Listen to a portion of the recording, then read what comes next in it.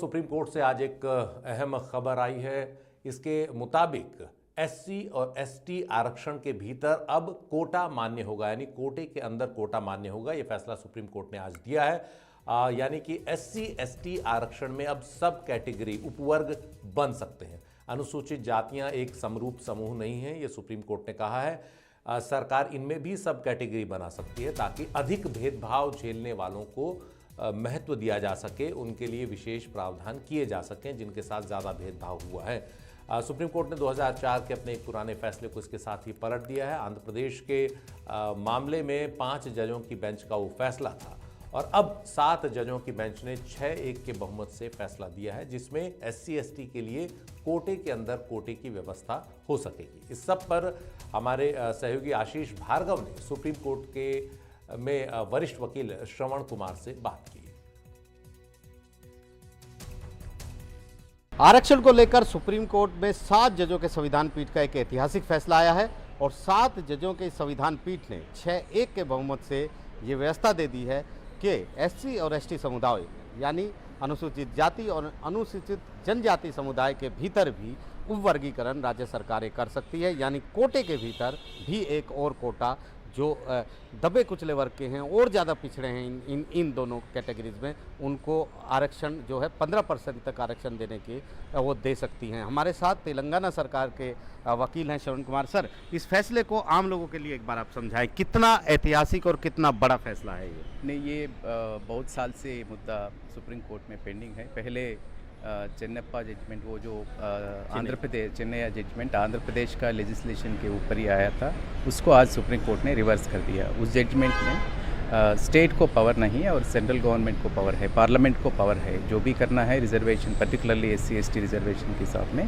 वो पार्लियामेंट को पावर है, स्टेट को पावर नहीं। वो जजमेंट था चेन्नई, आज उसको रिवर्स किया है 6:1 हिसाब से। और इसके अनुसार अब स्टेट्स को पावर मिल जाएगा। तेलंगाना और आंध्र प्रदेश दोनों राज्यों जो यूनाइटेड स्टेट थे उस टाइम से ही वहाँ ये डिसीजन हुआ था, लेजिस्लेशन भी पास हुआ, वो इम्प्लीमेंटेशन भी हुआ, बहुत सारे लोगों को फ़ायदा भी हुआ था। बट सब्सिक्वेंटली सुप्रीम कोर्ट का जजमेंट के बाद वहाँ हाई कोर्ट ने मदद किया था, उसको कंफर्म किया था जो गवर्नमेंट का डिसीजन था। बट अल्टीमेटली यहाँ 5 मेंबर जजमेंट उसको जो आंध्र प्रदेश सेट असाइड कर दिया था। बट फाइनली आज जो एक क्लैरिटी आया है कि सब categorisation within the SC reservation वो कर सकते हैं स्टेट्स। वो आज का सबसे अहम बात यह है कि कुछ ये भी, लेकिन एक कैप भी लगाया, एक कंडीशन भी सुप्रीम कोर्ट ने लगाया कि ऐसा नहीं कोई भी स्टेट अपनी विम्स के जरिए लगा दे, अपनी मर्जी से लगा दे इसको, पॉलिटिकली या कोई भी उस तरह नहीं करना है। जो भी है एम्पेरिकल डाटा से करना है। वो सारा डाटा सब कुछ हमने बेसिकली हमारा तेलंगाना स्टेट में, आंध्र तेलंगाना स्टेट में वो डाटा के हिसाब से ही ये जो डिसीजन हुआ था। तो जो भी डाटा है सब किस लिए ज़रूरी है, क्योंकि जिसको वो जो कॉन्स्टिट्यूशनल बेनिफिट्स मिलना है पॉपुलेशन के हिसाब से, ज़्यादा से ज़्यादा पॉपुलेशन भी क्राइटेरिया बनाया है और बैकवर्डनेस भी क्राइटेरिया बनाया है। वो सारा इश्यूज़ बना के पर्टिकुलरली हमारा जो तेलंगाना स्टेट्स में एजुकेशन में, एम्प्लॉयमेंट में, वो सारा नज़र में रखते हुए 2-3 कमिटियाँ भी बनाया था और उषा मेहरा कमेटी भी उसको जस्टिस उषा मेहरा कमेटी भी सपोर्ट किया।